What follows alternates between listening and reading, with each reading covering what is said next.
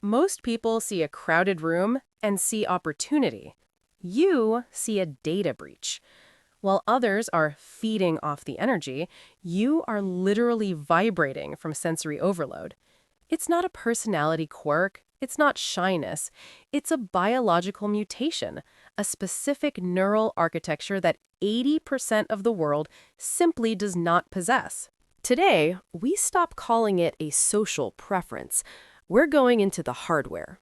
I will show you why your brain is physically wired to process the world at a deeper resolution, and why that gift is currently being used as a weapon against your mental health.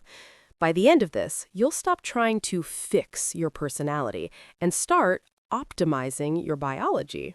You've been told you're too sensitive. You've been asked, why are you so quiet? As if silence were a crime.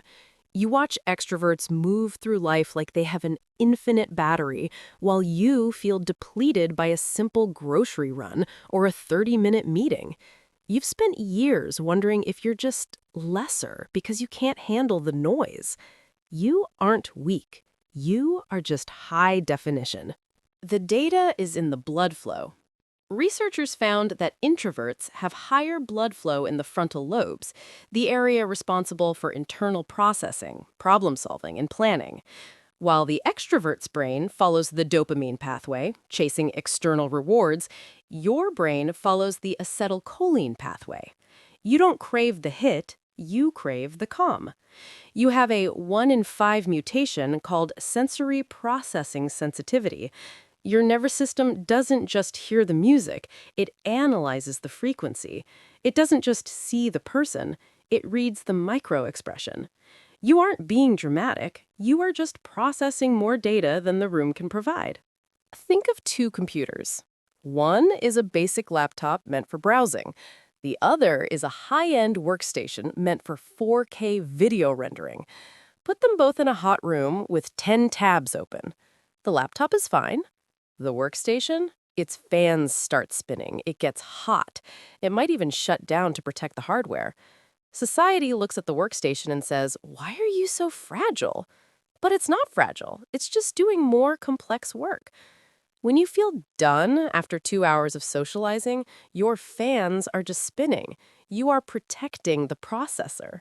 Stop apologizing for your hardware. Follow this protocol. Step 1. Guard the input. Recognize that your optimal stimulation level is lower than the majority. If the lights are too bright, leave. If the music is too loud, move. Step 2. Respect the latency. You process deeply. That takes time. Stop feeling guilty for not having a quick answer in a loud meeting.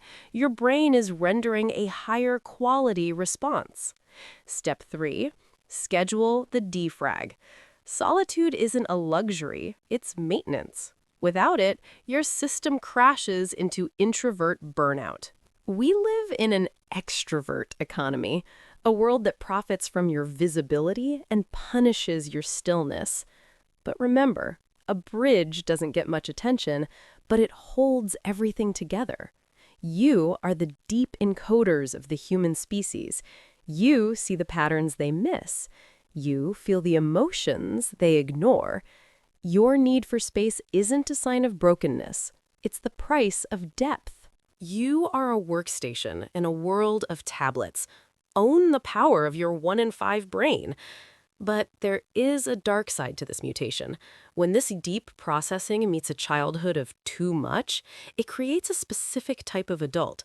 Someone who can't just leave the room, but someone who feels they have to disappear entirely.